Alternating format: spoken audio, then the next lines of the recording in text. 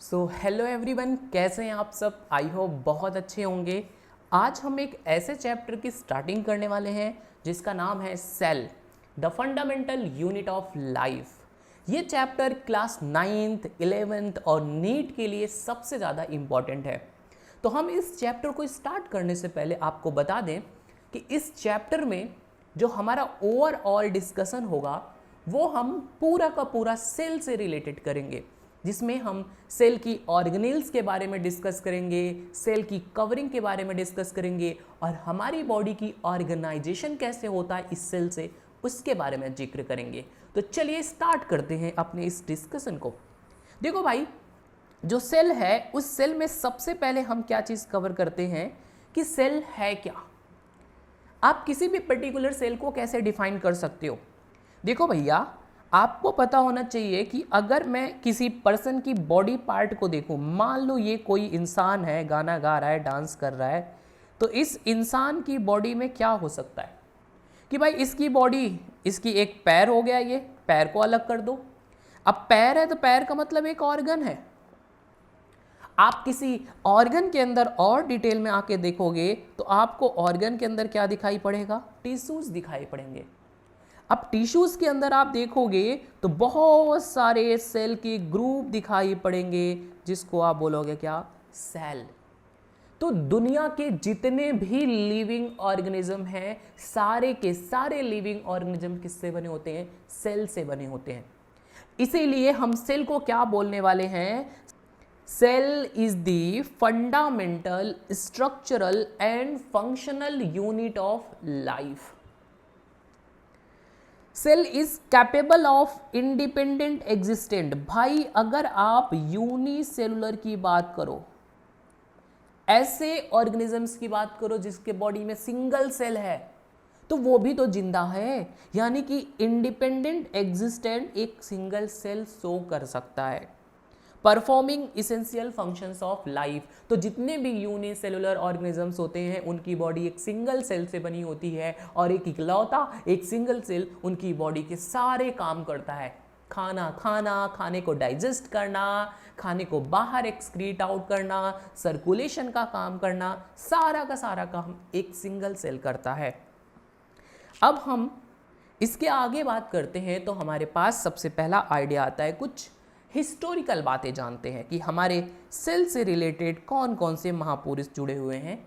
आइए उन महापुरुष के बारे में जानते हैं कि सबसे पहले सेल से रिलेटेड कौन से महापुरुष आते हैं। तो आप सबको पता है भैया, रॉबर्ट हुक आएंगे, क्योंकि रॉबर्ट हुक वो इंसान है जिन्होंने सबसे पहले सेल की डिस्कवरी की 1665 में। इन्होंने एक प्लांट की साइड की जो लकड़ी होती है, कॉर्क होता है, उसको काट करके हटाया, उसको माइक्रोस्कोप में देखा। जो माइक्रोस्कोप था वो प्रिमिटिव टाइप का था, कहने का मतलब बहुत एडवांस माइक्रोस्कोप नहीं था, बहुत सिंपल टाइप ऑफ माइक्रोस्कोप था। उसमें जब उन्होंने कॉर्क को देखा तो उनको बहुत सारे छोटे छोटे छोटे छोटे कंपार्टमेंट दिखाई पड़े। उन कंपार्टमेंट को नाम दिया क्या, सेल। बट सेल कैसे थे, डेड सेल थे। अब उसके बाद आते हैं 1674 में एंटोन वॉन लीवेनहॉक, जिन्होंने सबसे फर्स्ट टाइम ऑब्जर्व किया लिविंग सेल को। तालाब का पानी थोड़ा सा उठाया, उसका एक ड्रॉप को स्लाइड पे डाला, माइक्रोस्कोप में ऑब्जर्व किया तो उन्हें छोटे छोटे छोटे छोटे ढेर सारे लिविंग ऑर्गेनिजम्स दिखाई पड़े। उसको उन्होंने क्या नाम दे दिया, सेल। कैसा सेल था भाई, लिविंग सेल था।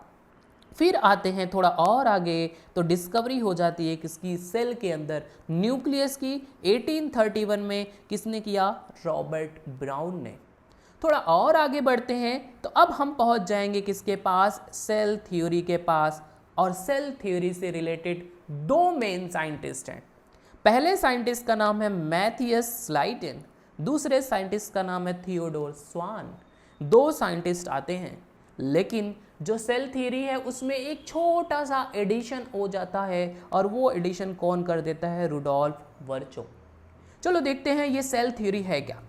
देखो भाई साहब, सबसे पहले 1838 में एक महापुरुष आते हैं जिनका नाम है मैथियस स्लाइडेन, और ये क्या करते हैं, observe that all plant are composed of different kinds of cell which form tissues.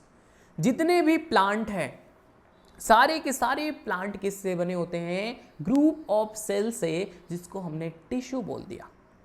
दूसरा, अगर आप देखोगे कि 1839 में थियोडोर स्वान आते हैं। इन्होंने क्या बताया? इन्होंने नोटिस किया, notice that cells have a thin outer layer plasma membrane, concluded that plants have a cell wall.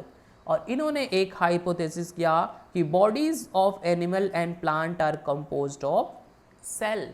तो भाई एक एनिमल्स जो होते हैं वो भी सेल से बने होते हैं, जो प्लांट होता है वो भी सेल से बने होते हैं। इवन जो एनिमल का सेल का आउटर कवरिंग होता है वो सेल मेम्ब्रेन से बना होता है, और जो प्लांट के सेल की आउटर कवरिंग होती है वहां पे सेल वॉल पाया जाता है। लेकिन इनके दिमाग में ये नहीं आया कि जो नए सेल बनते हैं वो नए सेल बन कैसे रहे। तो यहाँ पे थोड़ा सा मैटर चेंज हो जाता है कि नए सेल कैसे बन रहे हैं। तो आते हैं रुडोल्फ वर्चो, और ये रुडोल्फ वर्चो साहब बताएंगे क्या, सबसे पहले एक्सप्लेन करते हैं क्या, कि जितने भी नए सेल हैं वो सारे के सारे पुरानी सेल से बनते हैं। First, to explain that cell are formed from pre-existing cell, इसी को टर्म दिया गया है ओमनीस सेलुला ई सेलुला 1855। जितने भी नए सेल बनते हैं वो पुराने सेल के डिवीजन से बनते हैं, इसी को बोला जाता है ओमनीस सेलुला ई सेलुला 18। हमारे पास यहाँ पे आ गया डिस्कशन। 1665 में रॉबर्ट हुक ने सबसे पहले सेल डिस्कवर किया। 1674 में एंटोन वॉन लीवेनहॉक ने सबसे पहले लिविंग सेल देखा। 1831 में रॉबर्ट ब्राउन न्यूक्लियस डिस्कवर किए। 1838 में मैथियस स्लाइडेन, और 1839 में थियोडोर स्वान, और 1855 में रुडोल्फ वर्चो मिल करके सेल थ्योरी देते हैं। कि आगे कौन आता है? Rudolf Virchow. इन्होंने मॉडिफाई कर दिया hypothesis of Schleiden and Schwann को to give rise the cell theory a final shape.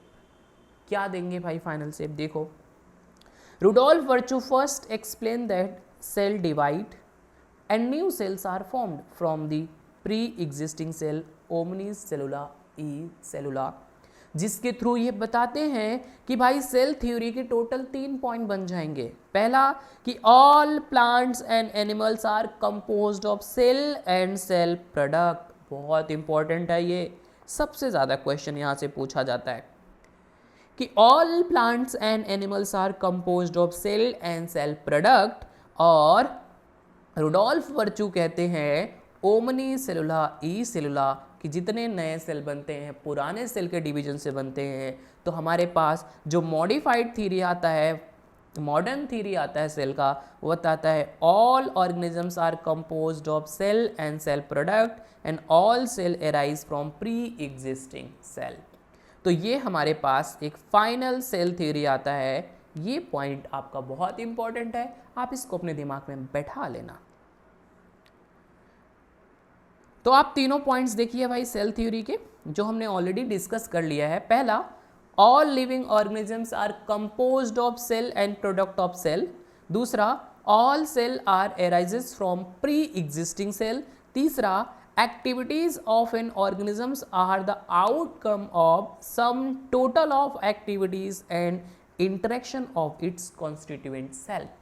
कि जो ओवर और रिफ्लेक्शन आता है हमारी बॉडी में वो किसी एक सेल की वजह से नहीं आता है, वो कई सारी सेल मिल करके एक पर्टिकुलर काम को परफॉर्म करती हैं। So activities of organisms are the outcome of sum total of activities and interactions of its constituent cells. अब हमारे पास कुछ एक्सेप्शन आते हैं, क्योंकि पहला टर्म बोला है ऑल लिविंग ऑर्गेनिजम्स, यहाँ पे क्या लिया है? Exception of cell theory. Viruses are not made up of cell, complete cell virus नहीं होता है। They are composed of nucleoprotein particle. Nucleoprotein का मतलब होता है भाई कि एक प्रोटीन होगा पूरी चारों तरफ से, अब प्रोटीन के अंदर इधर जेनेटिक मटेरियल होगा, डीएनए या आरएनए। जब जेनेटिक मटेरियल के चारों तरफ प्रोटीन है तो इसको मिला करके क्या बोला जाता है? Nucleoprotein particle therefore they are not considered either living और नॉन लिविंग। तो हम सेल थ्योरी में वायरस को इंक्लूड नहीं करते क्योंकि वायरस क्या होता है, एक्सेप्शन है। नेक्स्ट वन हम देखते हैं सेल। देखो भाई साहब, अब अलग अलग ऑर्गेनिजम्स में अलग अलग तरीके के सेल पाए जाते हैं। अब हमारी बॉडी में देखोगे तो हमारी बॉडी में एक जैसे सेल नहीं होते, हमारी बॉडी में अलग अलग तरीके के सेल होते हैं। जैसे आप स्पर्म देखोगे उसका शेप अलग होता है, फीमेल के अंदर ओवम देखो उसका सेल अलग होता है, न्यूरॉन सेल अलग होता है, मसल की सेल अलग होता है, फैट सेल की सेल अलग होता है, ठीक है। ऐसे ऐसे हमारी बॉडी में डिफरेंट टाइप ऑफ सेल पाए जाते हैं, जबकि हमारी बॉडी एक सिंगल सेल से बनी है जिसका नाम था जाइगोट। हम यहाँ पे देखते हैं तो हमारे पास कुछ स्मॉलेस्ट सेल आते हैं। सबसे स्मॉलेस्ट सेल क्या होता है भाई, माइकोप्लाज्मा। माइकोप्लाज्मा की साइज 0.3 माइक्रोमीटर इन लेंथ होती है। इसी में आपका पीपीएलओ आता है और पीपीएलओ की साइज होती है 0.1 माइक्रोमीटर, 0.1 माइक्रोमीटर। अब लार्जेस्ट सेल आपके पास आता है ऑस्ट्रिच एग, सबसे लार्जेस्ट आइसोलेटेड सिंगल सेल माना जाता है। और लॉन्गेस्ट सेल हम पढ़ते हैं नर्व सेल, यानी कि इसी को आप नाम क्या देते हो, neuron. Neuron one of the longest cell in our body. चलो भाई साहब, अब हम जिक्र करते हैं डिफरेंट टाइप ऑफ सेल। हमारी बॉडी में अलग अलग टाइप के सेल क्यों पाए जाते हैं, क्योंकि हमें पता है कि हमारी बॉडी में हर एक सेल की ग्रुप का फंक्शन अलग अलग है। अब जैसा सेल होगा वैसा उसका काम होगा। तो हमारी बॉडी में on the basis of function, काम क्या कर रहा है उसकी बेसिस में डिफरेंट टाइप ऑफ सेल पाए जाते हैं।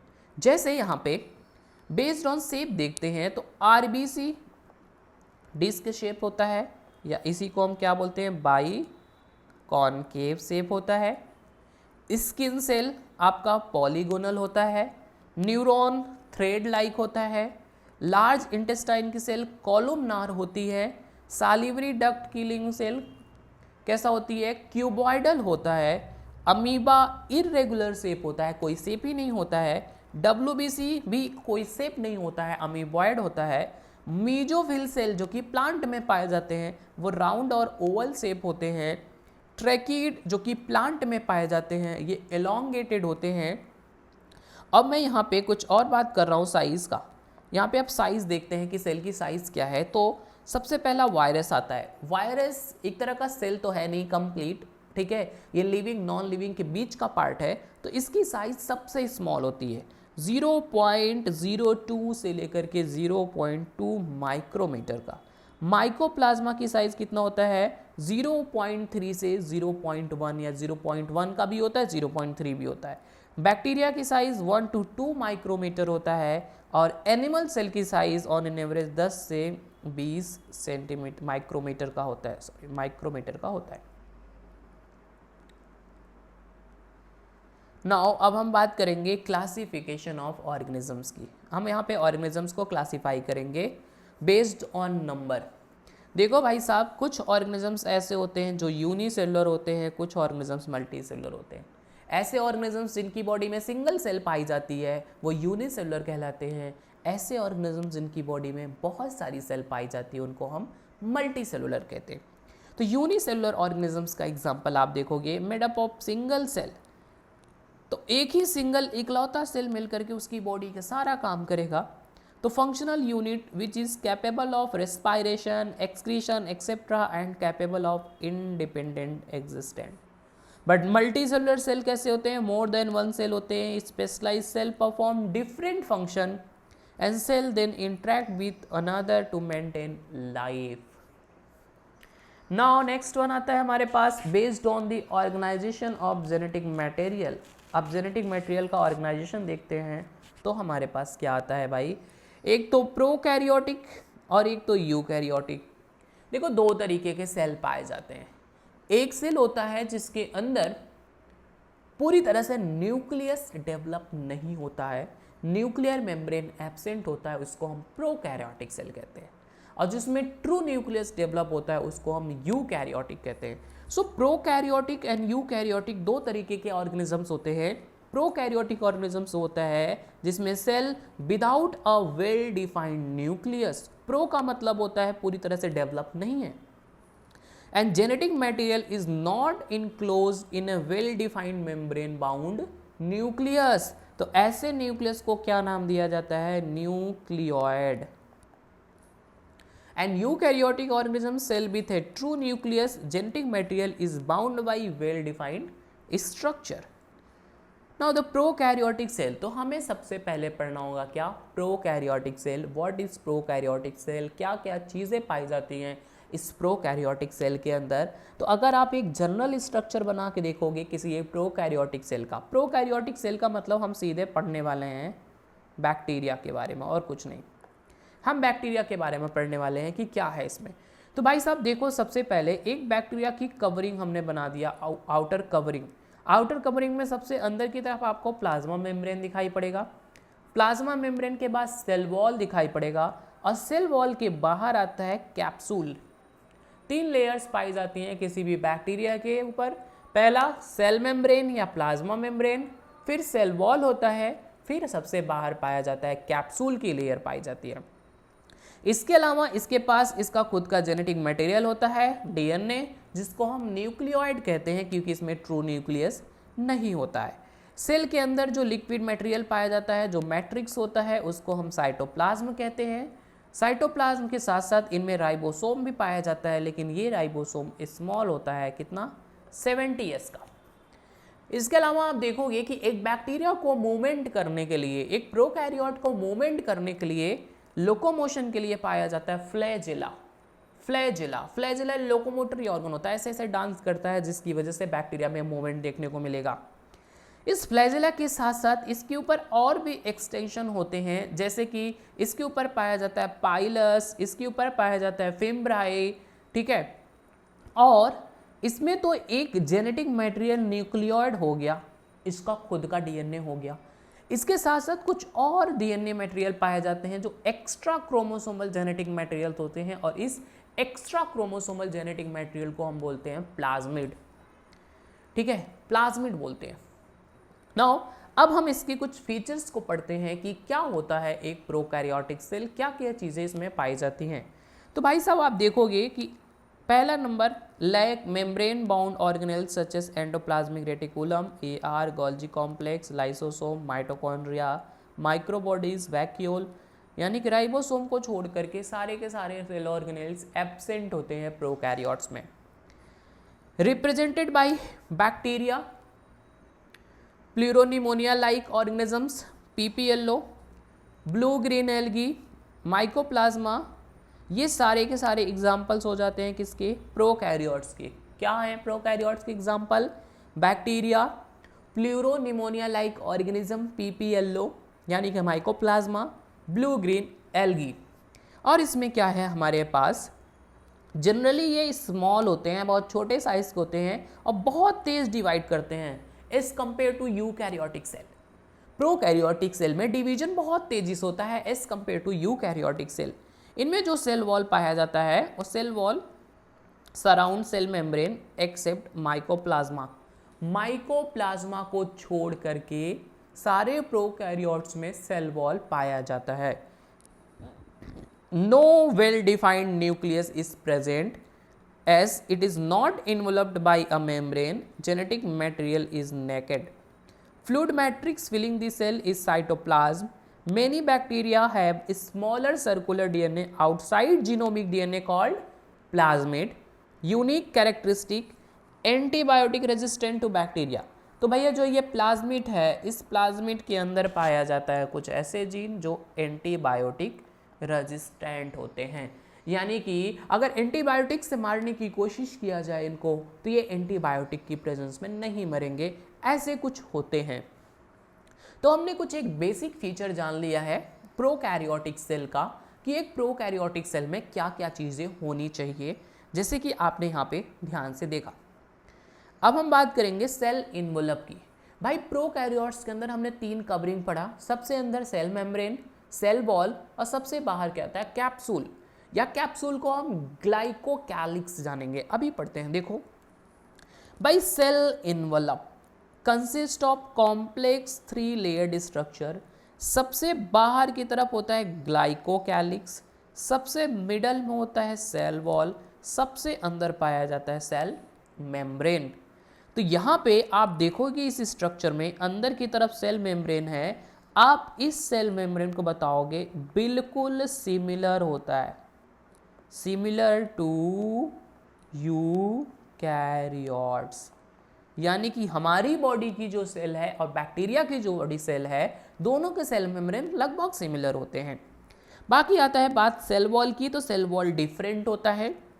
Glycocalyx each perform different function but together as a single protective unit. सारे के सारे तीनों मिलकर के बैक्टीरिया को एज ए प्रोटेक्शन का काम कर रहे हैं। हालांकि फंक्शन थोड़े थोड़े अलग भी हैं, लेकिन ओवरऑल फंक्शन इनका प्रोटेक्शन का है, जो तीनों मिलकर के करते हैं। अब इस सेल इन्वेलप में हम देखते हैं सबसे पहला ग्लाइकोकैलिक्स। क्या है इस ग्लाइकोकैलिक्स के अंदर? ग्लाइकोकैलिक्स सबसे पहला आउटर मोस्ट इन्वेलप होता है, सबसे बाहरी कवरिंग होता है। Has a coating of mucus और polysaccharide macromolecule which protect the cell and help in adhesion. देखो भाई साहब की सबसे बाहर की कवरिंग होती है और ये सेल प्रोटेक्शन का काम करती है, प्लस अटैचमेंट का काम करती है। किसी सरफेस से अटैच होना होता है बैक्टीरिया को, तो उसमें भी ये हेल्प करती है एडेशन में। कंपोजिशन क्या है इसके अंदर? इसके अंदर पाया जाता है कार्बोहाइड्रेट होता है, प्रोटीन होता है, and the thickness very among different bacteria. अलग अलग बैक्टीरिया के अंदर इसकी थिकनेस अलग अलग होती है। ओके ना, ग्लाइकोकैलिक्स भी दो तरीके की हो सकती है, एक होता है स्लाइम लेयर और एक होता है कैप्सूल। एक स्लाइम लेयर और एक कैप्सूल। जो स्लाइम लेयर है वो लूज शीथ होता है, protective from loss of water. जो कैप्सूल होता है वो थिक एंड टफ लेयर होता है एंड प्रोवाइड करता है gummy and sticky character to the cell, allow bacteria to hide from host immune system. इस कैप्सूल की वजह से ये अगर बॉडी में चला भी जाए किसी ऑर्गेनिजम्स के, तो इसकी इम्यून सिस्टम से खुद को प्रोटेक्ट भी करता है। ये था कहानी ग्लाइकोकैलिक्स का। अब हम ग्लाइकोकैलिक्स के बाद आते हैं सेल वॉल के बारे में जानते हैं। तो भाई साहब, सेल वॉल जो होता है, आपको पता है कि बैक्टीरिया का सेल वॉल थोड़ा सा डिफरेंट होता है, क्योंकि ये बना होता है पेप्टिडोग्लाइकन का। पेप्टिडोग्लाइकन का मतलब एक शुगर की बड़ी चेन होगी, एक शुगर की बड़ी चेन होगी, उसमें बीच बीच में पाए जाएंगे क्या? प्रोटीन्स के कुछ अमाइनो एसिड, यानी कि पेप्टाइड पाए जाएंगे, और उसी को मिलाकर के हम क्या बोलते हैं? Peptidoglycan. Glycan is a sugar और peptido is a group of amino acid. Cell wall middle layer of cell envelope, ठीक है, provide safe and strong structure support to the bacteria from bursting और कोलैप्सिंग। रिजिड होता है due to a special macromolecules called peptidoglycan, और ये peptidoglycan को हम murine के नाम से भी जानते हैं या म्यूकोपेप्टाइड के नाम से भी जानते हैं।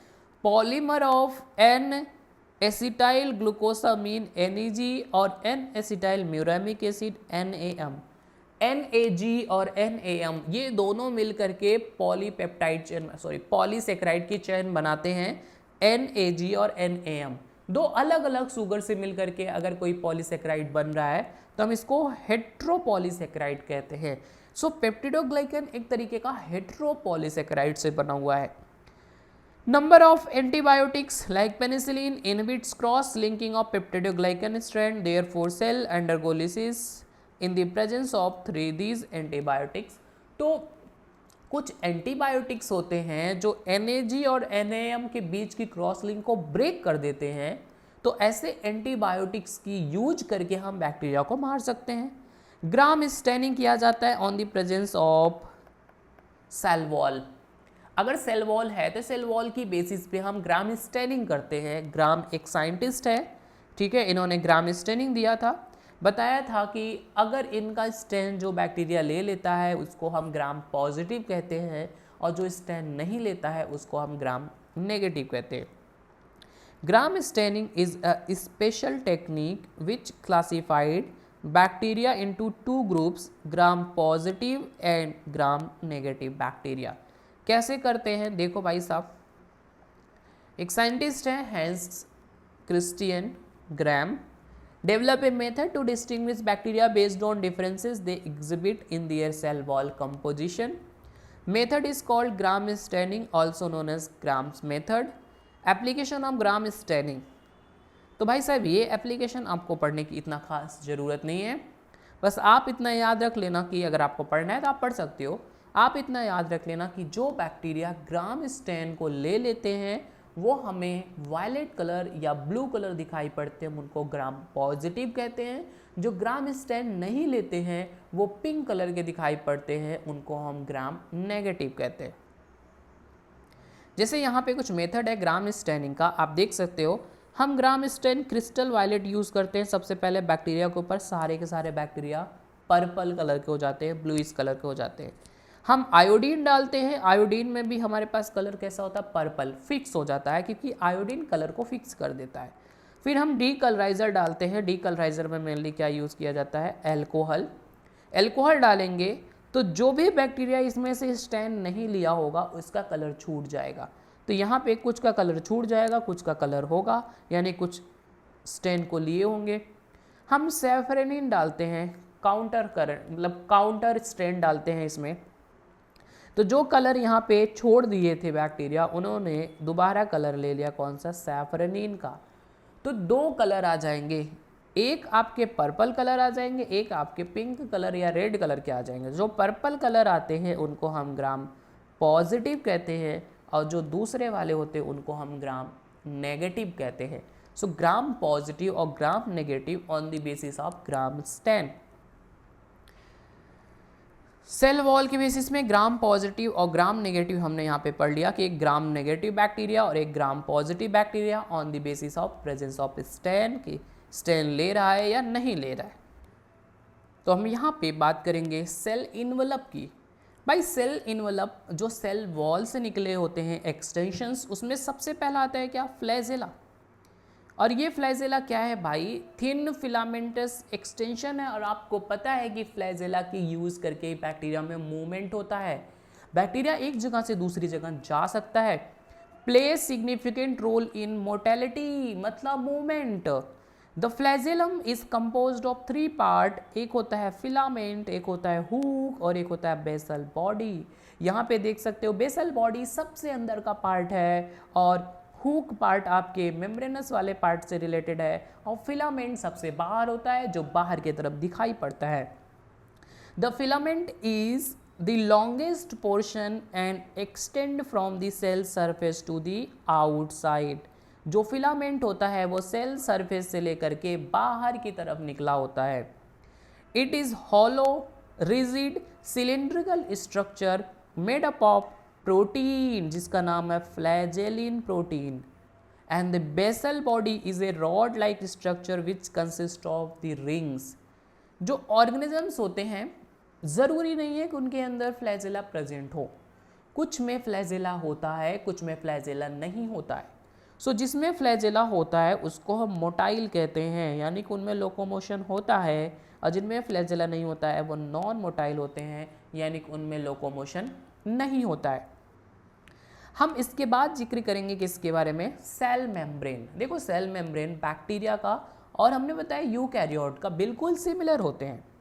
अब सेल मेम्ब्रेन को आप क्या नाम देते हो भाई, कि ये तो प्लाज्मा मेम्ब्रेन भी होता है और ये सबसे इनर मोस्ट लेयर होता है किसी भी सेल का, सेलेक्टिवली परमिएबल होता है, ये भी सबसे खास बात है in nature, and interact with the outside world. It is similar structurally to that of the eukaryote and the composition क्या होता है भाई, फॉस्फोलिपिड बाइलेयर पाया जाता है सेल मेम्ब्रेन में, मेम्ब्रेन प्रोटीन्स होते हैं एंड कार्बोहाइड्रेट्स होते हैं। तो अगर आप कंपोजिशन की बात करो सेल मेम्ब्रेन किस चीज़ से बना होता है, तो उसमें सबसे ज़्यादा होता है प्रोटीन, उसके बाद होता है क्या, लिपिड, उसके बाद होता है कुछ अमाउंट में कार्बोहाइड्रेट। कुछ इस तरीके से आपको सेल मेम्ब्रेन दिखाई पड़ता है जिसमें फॉस्फोलिपिड बाइलेयर्स हैं, आपको दिख रहे हैं, बीच बीच में कार्बोहाइड्रेट भी हैं, और उसके अलावा आपको प्रोटीन्स दिखाई पड़ रहे हैं जिसमें दो तरीके के प्रोटीन हैं, एक पेरीफेरल प्रोटीन होते हैं और एक इंटीग्रल प्रोटीन होता है। इंटीग्रल प्रोटीन्स मेम्ब्रेन के अंदर तक पूरी तरह से धसे हुए होते हैं, जबकि पेरीफेरल प्रोटीन्स मेम्ब्रेन के सरफेस पे पाए जाते हैं। सेल मेम्ब्रेन जो होता है, इसके आगे देखते हैं कि इसका मेन फंक्शंस क्या है। तो भाई साहब, आप अगर प्रोकैरियोट्स की बात करो तो उसमें किसी भी तरीके के सेल ऑर्गेनेल्स नहीं पाए जाते हैं, जैसे कि माइटोकॉन्ड्रिया नहीं होता है, गोल्जी बॉडी नहीं होता है, एंडोप्लाज्मिक रेटिकुलम नहीं होता है। तो सेल मेम्ब्रेन का एक एक्सटेंशन है जिसको मीजोसोम कहते हैं। ये मीजोसोम सेल मेम्ब्रेन से ही इन्वेजिनेट हो जाता है और ऐसा एक स्ट्रक्चर बना देता है जो कि एक तरह से सेल मेम्ब्रेन के सरफेस एरिया को इंक्रीज करने के लिए है। और ये मीजोसोम एक स्पेशल मेम्ब्रेनस स्ट्रक्चर होता है which extension of plasma membrane into cell in the form of vesicle, जैसे ये वेसिकल की तरह दिख रहा है, ट्यूब्यूलर भी हो सकता है और लैमेली टाइप के स्ट्रक्चर बना सकता है। इसका जो फंक्शन है वो सबसे ज़्यादा इम्पॉर्टेंट है भैया। मीजोसोम का मेन फंक्शन क्या है इन केस ऑफ प्रोकैरियोट? पहला काम इसका है सेल वॉल का फॉर्मेशन करना, दूसरा डीएनए का रेप्लिकेशन करना and distribution to the daughter cells. ये also help in respiration, mitochondria की तरह काम कर रहा है। Secretion processes to increase the surface area of plasma membrane and enzymatic contents found in gram positive bacteria. Mesosome का main काम है सेल वॉल फॉर्मेशन, डीएनए का replication, distribution to the daughter cell, help in respiration, secretion process and increase surface area of the plasma membrane and enzymatic contents. Chromatophores mainly आप देखोगे किसमें, blue green algae में, यानी कि जिसको आप cyanobacteria कहते हो, क्योंकि आपको पता है जो ब्लू ग्रीन एल्गी या साइनोबैक्टीरिया है वो फोटोसिंथेसिस करते हैं, और फोटोसिंथेसिस के लिए सबसे ज़्यादा जरूरी क्या है, क्लोरोफिल मॉलिक्यूल। तो क्लोरोफिल मॉलिक्यूल पाया कहाँ जाता है, क्लोरोप्लास्ट में, लेकिन प्रोकैरियोट में क्लोरोप्लास्ट नहीं होता है। तो क्लोरोप्लास्ट की जगह यहाँ पे क्या होता है, यहाँ पे क्रोमेटोफोर्स होता है। membranous extension into the cytoplasm which contain pigments। Same जैसे मीजोसोम्स बना है वैसे मेम्ब्रेन्स निकल करके क्या बना देते हैं, क्रोमेटोफोर्स। फाउंडेड इन या found in photosynthetic prokaryotes like cyanobacteria यानी कि नॉस्टॉक एंड पर्पल बैक्टीरिया। ठीक है, मीजोसोम एंड क्रोमेटोफोर्स, ये खास बातें थी, बहुत इंपॉर्टेंट है, शायद आपको समझ में आ गया होगा। अब आते हैं हम सेल मेम्ब्रेन से निकला होता है पिलाई और फिम्ब्री, ये दो एडिशनल पॉइंट है, आप इसको भी पढ़ सकते हैं। पिलाई जो होता है और फिम्ब्री जो होता है, देखो पिलाई की साइज बड़ी होती है, फिम्ब्री छोटी होती है। फिम्ब्री का काम क्या होता है, बैक्टीरिया को किसी भी सरफेस से अटैच कराने में हेल्प करता है, एडेशन में हेल्प करता है। लेकिन जो पिलाई होता है ये एक तरीके का सेक्सुअल रिप्रोडक्शन इन बैक्टीरिया में काम करता है। एक बैक्टीरिया का जेनेटिक मटेरियल निकल करके दूसरे बैक्टीरिया में भेजने का काम कौन करता है, pili. So pili do not play role in motility, locomotion में इसका कोई काम नहीं है। Elongated tubular structure made up of special protein pilin. True pili are found only in gram negative bacteria so far and in these form they are involved in mating process। mating मतलब एक तरह का reproduction process है sexual, जिसको बोला जाता है conjugation. Bacteria में कंजुगेशन होता है, कंजुगेशन के लिए जरूरी क्या होगा, pili. Fimbriae do not play in motility, small brittle like fibres sprouting out the cell, important बात है। In some bacteria, they also known to help in attaching the bacteria to the rock in stream and also to the host tissue। Attachment का काम करता है फिम्ब्राई। Now the cytoplasm of bacteria, आपको पता है cytoplasm जो बैक्टीरिया को होता है, यानी कि बैक्टीरिया के अंदर जो जेली लाइक सब्सटेंस पाया जाता है, सेमी फ्लूइड मैट्रिक्स होता है inside the cell where various biochemical reactions occur, consist of enzymes होते हैं, न्यूट्रिएंट्स होते हैं, गैसेस होते हैं, प्लाज्मिड होता है, न्यूक्लियोइड होता है, स्टोरेज बॉडीज होते हैं एंड अदर सेल्स स्ट्रक्चर्स पाए जाते हैं। Membrane bound organelles like mitochondria, Golgi bodies, chloroplast and lysosomes are absent. जैसा कि यूकैरियोट्स में होते हैं वैसा प्रोकैरियोट में मेम्ब्रेन बाउंड ऑर्गेनेल्स नहीं पाए जाते। Organelles without membrane are present, जैसे कि राइबोसोम पाया जाता है और इसकी साइज कितनी होती है 70s राइबोसोम पाया जाता है और इंक्लूजन बॉडीज पाए जाते हैं प्रोकैरियोट्स में।